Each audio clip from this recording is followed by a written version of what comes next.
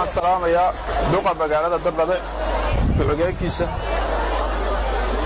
xafiiska madaxtooyada wasiirka xafiiska madaxtooyada salaadiinta ogaasyada sidoo kale ogaaska cusub ee beesha gurgure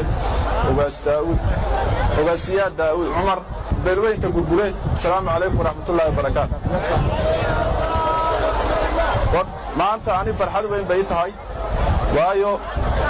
gurgure waa garabkaygii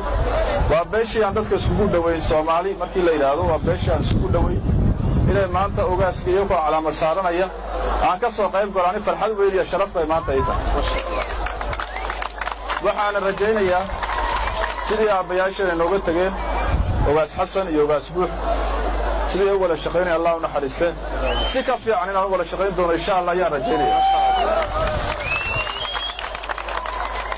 ogaaska waxaan ugu duceynayaa kii nabadgelyada ka shaqeeyo midnimada ka shaqeeyo wada jirka ummadda Soomaaliyeed iyo qoomiyadaha la nool midnimadooda iyo walaalnimadooda ka shaqeyn Allah ka dhigo Allah ka dhigo inteena dambideena Allah dhaaf dambiga waalidiina Allah dhaaf ceebeena Allah asturo khaatimadena khayr Ilaahay ugu khatimo ogaaskana wax bal uu qabto uu qabatira Ilaahay garab galo